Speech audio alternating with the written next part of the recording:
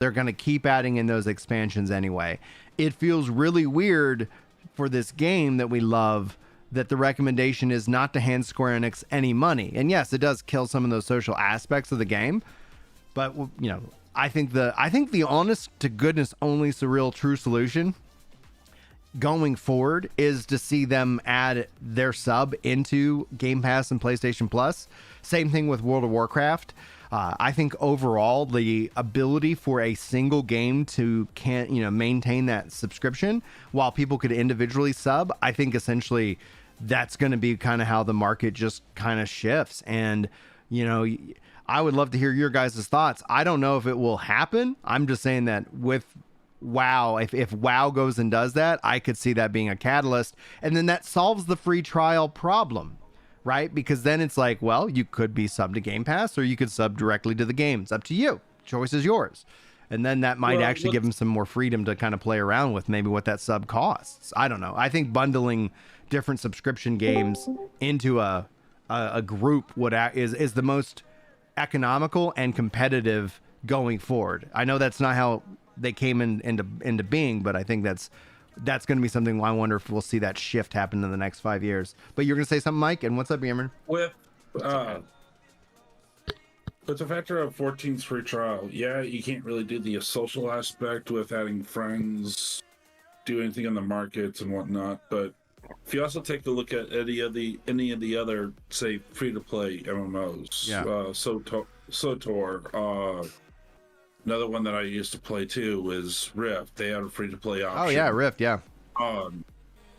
TCU, where you can still play the game and you have the social aspect, but the downside of it was you couldn't really do any of the dungeons and the raids. Where in 14 you still can, but you just can't add people or whisper people saying, "Hey, I want to juju in your jujus."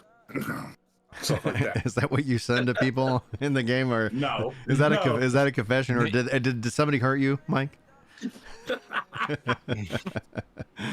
Oh man. Nah, Yemen knows the shit that I pulled in 14.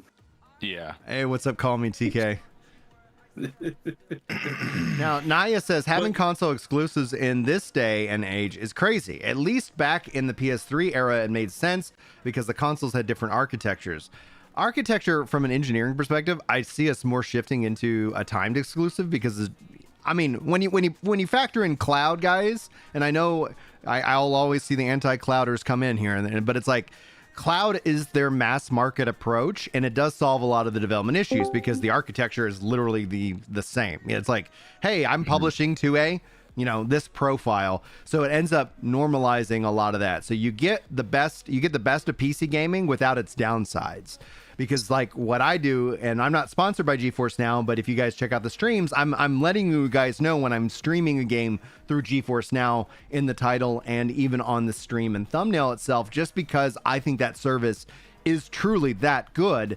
And when it's all said and done, publishing, to that kind of mindset ends up being a huge help. So I think also beyond the architectures, newer technologies exist. Like we're seeing such development in even the handheld gaming space, and I'm not a mobile phone gamer, but when it comes to the handhelds, I actually really enjoy those, and seeing how these services and these different things are coming into play. Yeah, I think essentially it's going to be where if you have an exclusive, like in terms of trying to use that as exclusive to sell a piece of hardware, there's going to be it's going to seem like that's at some point that's going to be like the exception rather than the rule.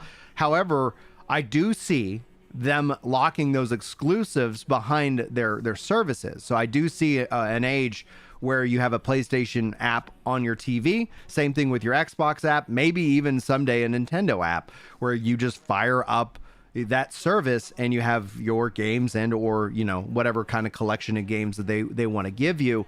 And through that, I think that's where you're going to see that exclusivity kind of drive home that reoccurring revenue. I don't know if you guys seen the recent news about like, hey, Hogwarts sold like 22 million, but the Suicide Squad not doing so hot. How about we go double down on games as service? I do think that temptation for that reoccurring revenue is just far too great for these companies. Hey, Val's joined us in the live show here as well. What's up, Val? I'm doing very well. You mentioned clothes, so I thought I'd jump in. Hey man, dude, you and me, like we're the defenders on on this, and it's so funny that it's like there's still so much pushback because the solution is time. You know, it's like here it is. We're like I'm having a lagless, lossless, 120 frames, 4K experience for $16 a month.